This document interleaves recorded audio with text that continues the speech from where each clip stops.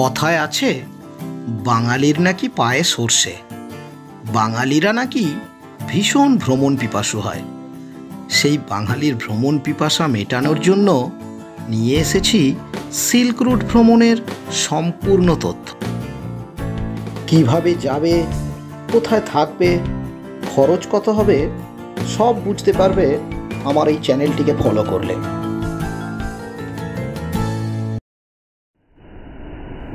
সম্পূর্ণ ভিডিওটি দেখার পর যদি ভালো লেগে থাকে তাহলে আমার চ্যানেলটি সাবস্ক্রাইব করে দিও, আর আমাকে অনুপ্রাণিত করার জন্য অবশ্যই একটা লাইক দিও। সিল্ক রুট হলো মূলত ইস্ট সিকিমের বেশ খানিকটা অংশকে বলা হয়।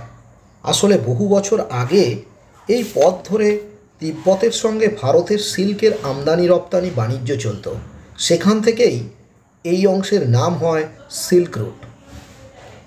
এই ট্যুরটি সাধারণত 3 রাত 4 দিন অথবা 4 রাত 5 দিনের হয়ে থাকে, তবে সব থেকে ভালো হয় 4 রাত 5 দিনের হলে। আমাদের এই ট্যুরটিও 4 রাত 5 দিনেরই ছিল। আমরা প্রথম দিন ছিলাম কালিম্পংয়ের ছোট্ট একটি গ্রাম শিলারি গাঁওয়ে। শিলারি গাঁওয়ের শান্ত স্নিগ্ধ রূপ তোমাদেরকে মুগ্ধ করবেই করবে। আমাকে তো ভীষণ মুগ্ধ করেছে। আমরা যাত্রা শুরু করেছিলাম শিয়ালদহ স্টেশন থেকে রাত 10টা 5-এর দার্জিলিং মেলে। দার্জিলিং মেল ছাড়াও আরও অনেক ট্রেনের অপশান আছে, তবে আমি বলবো উত্তরবঙ্গ এক্সপ্রেস বা দার্জিলিং মেলে যেতে, কারণ এই দুটো ট্রেন খুব সকাল সকাল এনজেপি পৌঁছায়। এখন বাজে 8টা 15। আমরা নিউ জলপাইগুড়ি স্টেশনে এসে পৌঁছালাম। এখান থেকে আমরা ব্রেকফাস্ট নিয়ে শিলারি গাঁওয়ের উদ্দেশ্যে বেরিয়ে পড়ব। আমাদের বোলেরো গাড়ির ভাড়া লেগেছিল 4,500 টাকা। সাধারণত ভাড়া 3,500 টাকা, কিন্তু NH10 বন্ধ থাকার কারণে আমাদের 1,000 টাকা ভাড়া বেশি লেগেছিল। শালপিয়ালের জঙ্গল ভেদ করে আমরা এগিয়ে চলেছি শিলারি গাঁওয়ের উদ্দেশ্যে। NH10 বন্ধ থাকার কারণে আমরা গুরুবাথান লাভা ঘুরে তবেই শিলারি গাঁও পৌঁছাব। এখন আমরা এসে পৌঁছালাম গুরুবাথান বুদ্ধা পার্ক। জায়গাটি সত্যি খুব সুন্দর। এর শান্ত স্নিগ্ধ সৌন্দর্য তোমাকে মুগ্ধ করবেই। বুদ্ধা পার্কের 360 ডিগ্রি ভিউটা কতটা যে মুগ্ধকর তা আমি এই ভিডিওর মধ্য দিয়ে তোমাদেরকে দেখানোর চেষ্টা করছি। সত্যি জায়গাটি কিন্তু ভীষণ সুন্দর। গুরুবাথান এলে এই জায়গাটা ঘুরতে কখনোই তোমরা মিস করবে না।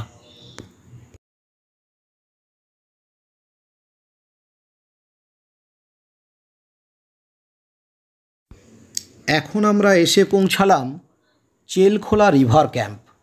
এটি কালিম্পং ডিস্ট্রিক্টের একটি দর্শনীয় স্থান, তাই এখানে কিছু ফটো সেশন করতে আমরা ভুল করলাম না। চাইলে তোমরা এখানে রিভার ক্যাম্পও করতে পারো। আমি রিভার ক্যাম্পের ডিটেলস পরে দিয়ে দিচ্ছি। এই চেলখোলা রিভারটি কিন্তু ভীষণ খরস্রোতা, ভীষণ জোরে প্রবাহিত হয়ে বয়ে চলেছে এই চেলখোলা নদী। আস্তে আস্তে আমার ভিডিওটা লক্ষ্য করলে বুঝতে পারবে এটা কতটা ভয়ঙ্কর।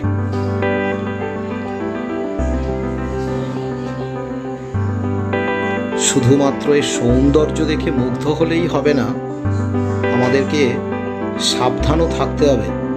তা না হলে কিন্তু পা পিছলে পড়ে গিয়ে আমাদের বিপদ ঘটতে বেশিক্ষণ লাগবে না।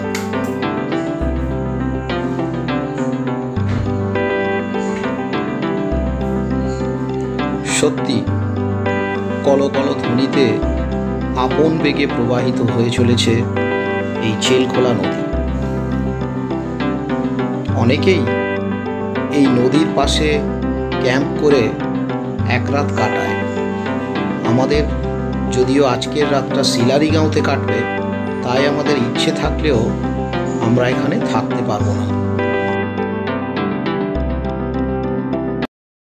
এই ছবিতেই তোমরা পেয়ে যাবে রিভার ক্যাম্পের ডিটেলস। ঘন মেঘের মধ্যে দিয়ে লাভা গ্রামের উপর দিয়ে আমরা এগিয়ে চলেছি শিলারিগাঁওয়ের উদ্দেশ্যে। লাভা থেকে শিলারিগাঁও মাত্র 17 কিলোমিটার, তাই আমাদের আর বেশিক্ষণ লাগবে না শিলারিগাঁও পৌঁছাতে। তবে শিলারিগাঁওয়ের শেষ 6 কিলোমিটার রাস্তা বেশ কিন্তু খারাপ, সেটা আমি সামনের ভিডিওতেই দেখিয়ে দেব। এই শেষ 6 কিলোমিটার রাস্তা ভীষণ খারাপ, এখানে এখনও পিচ হয়ে ওঠেনি। অবশেষে আমরা এসে পৌঁছালাম শিলারিগাঁও, কালিম্পং ডিস্ট্রিক্টের একটি ছোট্ট জনপদ শিলারিগাঁও। এই শিলারিগাঁও ভীষণ শান্ত নিরিবিলি। যারা শহরের কোলাহল থেকে একদিনের জন্য এই নিরিবিলিতে সময় কাটাতে চান, তাদের জন্য কিন্তু শিলারিগাঁও একটি অভূতপূর্ব জায়গা। হ্যালো ফ্রেন্ড, আমি কল্যাণ ভৌমিক। আমি ঘুরতে ভীষণ ভালোবাসি, আর তোমাদেরকে আমার সঙ্গে সঙ্গে ঘোরানোর চেষ্টা করি। আজকের আমরা এসেছি শিলারিগাঁও, কালিম্পং ডিস্ট্রিক্টের এটি একটি বিখ্যাত জায়গা, যেটা সিল্ক রুট প্যাকেজের মধ্যে থেকে থাকে। এই শিলারিগাঁও থেকে এখন আমরা চলেছি রুমতে ভিউ পয়েন্ট। যে রুমতে ভিউ পয়েন্টে যাওয়ার রাস্তাটা হচ্ছে সম্পূর্ণ ট্রেকের রাস্তা। সামনে পড়ছে, সামনে আরও পর্যটক আছে আমাদের সঙ্গে যাচ্ছে। দেখুন, আমাদের এই ট্রেকিংয়ের পথে একটা বিশাল বড় পাইন গাছ, যেটা সম্প্রতি বজ্রবিদ্যুতের কারণে পুরোটাই ঝলসে গেছে। দেখুন কি অবস্থা হয়েছে এর। রাস্তাটা সত্যিই অসাধারণ, জঙ্গলের মধ্যে দিয়ে ভীষণ একটা শিহরণ জাগানো অনুভূতি হচ্ছে, যে অনুভূতিটা ভাষায় বর্ণনা করা যাবে না। সামনে আরও পর্যটক চলেছে, আর আরও সামনে সেই 2 খুদে পর্যটক যারা খেলায় মেতে উঠেছে, এরাও ট্রেকিংয়ের মজা নিচ্ছে। চাইবো আপনারাও পরের বারে আসবেন এবং এই ট্রেকিংয়ের পথ ধরে গিয়ে রুমতে ভিউ পয়েন্টে পৌঁছাবেন। ওকে, এখনকারের জন্য এইটুকু। দেখি সামনে আরও আমাদের পথে কি অপেক্ষা করে আছে। ঠিক আছে, ওকে বন্ধুরা, দেখতে পাচ্ছ যাওয়ার পথে কীরকম ফার্নের জঙ্গল। টোটালি কিন্তু রাস্তাটা পুরো জঙ্গলের মধ্যে দিয়ে। তাই আমি সাজেস্ট করব, যারা আসবে তারা কিন্তু সন্ধে করবে না, কেমন? সন্ধে হওয়ার আগেই কিন্তু যে যার হোমস্টেতে ফিরে যাবে, তা না হলে এখানে বিভিন্ন রকম জন্তুর উপদ্রব আছে, বিপদের সম্মুখীন হওয়া যেতে পারে।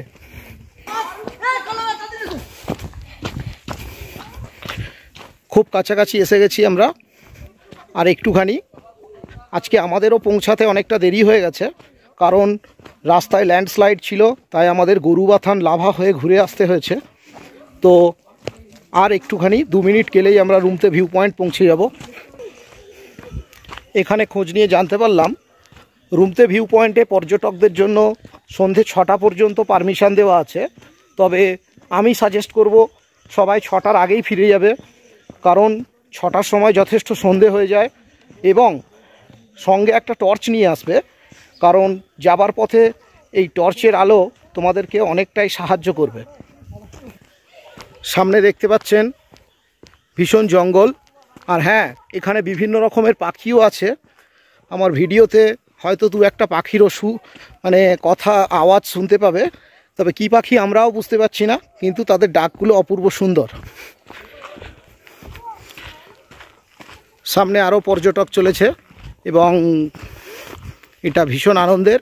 সামনে যে ইয়েলো সোয়েটার, ওটা আর কেউ নয়, আমারই পুত্র সুপুত্র কৌস্তব ভৌমিক, এবং সাথে আমার স্ত্রী পূজা। আমরা সবাই কষ্ট করে হেঁটে আসছি এখানকার সৌন্দর্য উপভোগ করার জন্য, কিন্তু জানি না আজকের যা ওয়েদার আমরা ভালো কিছু দেখতে পাবো কি না।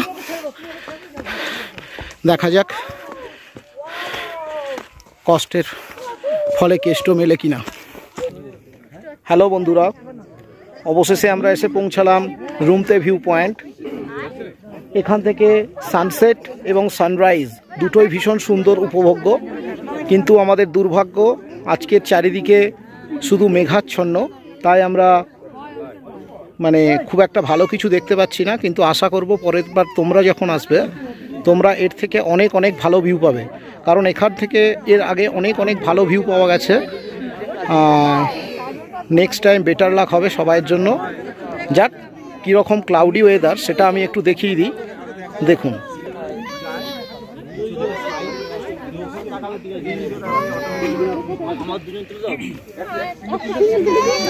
সেই অনেক দূরে তিস্তাকে দেখা যাচ্ছে।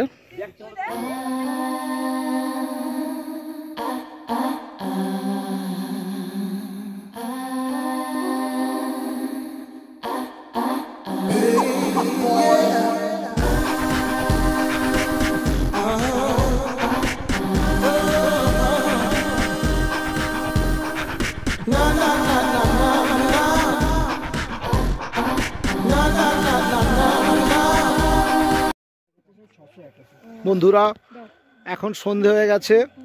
রুমতে ভিউ পয়েন্ট থেকে আমরা ফিরে এসেছি। ওই সামনে আমাদের হোমস্টে, আমরা এখন হোমস্টেতে ঢুকে যাব। সন্ধেবেলা ওপর থেকে কীরকম হোমস্টেগুলোকে লাগছে দেখুন। এইখানে অনেক 101 হোমস্টে আছে, আপনি চাইলে বুকিং করেও আসতে পারেন। ডেসক্রিপশান বক্সে আমি বুকিংয়ের কন্ট্যাক্ট নাম্বার দিয়ে দেব, আর তা না হলে এখানে সরাসরি এসেও আপনারা বুকিং করতে পারেন। অনেক হোমস্টে আছে, সরাসরি এসে বুকিং করলেও আশা করি আপনারা পেয়েই যাবেন, কোনো অসুবিধে হবে না, এবং তুলনামূলক একটু কমও হবে পয়সার দিক থেকে। হ্যালো ফ্রেন্ড, তাহলে আজকের মতো আমাদের শিলারি গ্রামের রুমতে ট্রেক এখানেই শেষ হলো। আবার দেখা হবে কালকে সকালে। আজকে তো ওয়েদারটা ভালো ছিল না, তাই আমরা সানরাইজ ভিউ সানসেট ভিউ ভালো পেলাম না। আগামীকাল সকালবেলা একবার যদি ওয়েদারটা ভালো থাকে চেষ্টা করব আবার একবার রুমতে ভিউ পয়েন্টে যাওয়ার, এবং সেখান থেকে সানরাইজের ভিউ দেখাবো, এবং সেই সানরাইজের সঙ্গে কাঞ্চনজঙ্ঘা কতটা সুন্দর লাগে সেটাও আপনাদের দেখাবো। হ্যালো ফ্রেন্ড, গুড মর্নিং, সবাইকে সুপ্রভাত। আজকের আমি বলেছিলাম যে গতকাল আমাদের যে রুমতে ভিউ পয়েন্টের ট্রেকিংটা ভিডিও একটু দেখিয়েছিলাম, ওখান থেকে সুন্দর সানরাইজ এবং সানসেট দেখা যায়, কিন্তু গতকাল ওয়েদার খারাপ থাকার কারণে আমরা ভালো দেখতে পাইনি। তাই বন্ধুরা, তোমাদেরকে বলেছিলাম যে আমি আজ সকালে যদি ওয়েদার ভালো থাকে আবার ট্রেক করে যাব, সেখানে সুন্দর ভিউটা তোমাদেরকে দেখানোর চেষ্টা করব। কিন্তু আজকের ওয়েদারটা আরও খারাপ, সেটা ভিডিওতে স্পষ্ট দেখতে পাচ্ছ যে খুব ভীষণ ভীষণ কুয়াশা এবং মেঘ ভরে রেখেছে। এই কাছ থেকে কাছের পাহাড় পর্যন্ত আর দেখা যাচ্ছে না। তাই আজকের রুমতে ভিউ পয়েন্টে যাওয়ার কোনো মানেই হয় না, কারণ ওখান থেকে কিছু ভালো দেখা যাবে বলে আমার মনে হয় না। তবে মার্চ মাসটা সাধারণত এরকমটা থাকে না। এবছর হয়তো আমাদের একটু ভাগ্যটা খারাপ, তাই এই রকম গেছে। ন্যাচারালি মার্চ মাসে কিন্তু ওয়েদার খুব ক্লিন থাকে এবং খুব স্পষ্ট ভিউ পাওয়া যায় মার্চ এন্ডের দিকে বা এপ্রিল ফার্স্ট উইকের দিকে। তো এবছরটা আসলে পাহাড়ের ওয়েদার তো কিছু বলাই যায় না কখন কি হয়, ভেরি আনপ্রেডিক্টেবল। তোমরা যখন আসবে আশা করব আমাদের থেকে এর থেকে ভালো ভিউ পাবে। যাক, শিলারি গাঁওটা কিন্তু খুব দুর্দান্ত, এখানে এলে প্রত্যেকের ভালো লাগবে। আশা করব সবাই এখানে আসবে। এখানে ছোট বড় অনেকগুলোই হোমস্টে রয়েছে, তার ছবি আমি তোমাদেরকে দেখাচ্ছি। দেখো, এইগুলো সব সারিবদ্ধভাবে ছোট ছোট হোমস্টে। এনাদের আতিথেয়তা দুর্দান্ত। আমরা যে হোমস্টেটায় উঠেছিলাম তার নাম ছিল হিমালয়ান হোমস্টে। তবে হিমালয়ান হোমস্টের থেকেও আমার যেটুকু মনে হয়েছে, এখানে রেনু হোমস্টে বলে একটা হোমস্টে আছে, যেটা কিন্তু আরও বেশি অনেক সুন্দর। তবে এদের প্রত্যেকেরই আতিথেয়তা খুব সুন্দর, যে কোনো একটা হোমস্টেতে তোমরা এসে চোখ বুজিয়ে উঠতে পারো, কোনো অসুবিধা হবে না। আজকে আমরা এখান থেকে যাব আপার লিংথাম আগামলোগ তিতলি রিসর্টে। একটু পরেই ব্রেকফাস্ট করে আমরা এখান থেকে বেরিয়ে যাব। সামনে আগামলোগেও কীরকম দৃশ্য থাকে বা আমাদের জার্নিটা কেমন হয় সব কিছুই আপডেট দিতে থাকবো। আমার চ্যানেলটাকে ফলো করবেন, আশা করি ভালো লাগবে সবাই। ধন্যবাদ।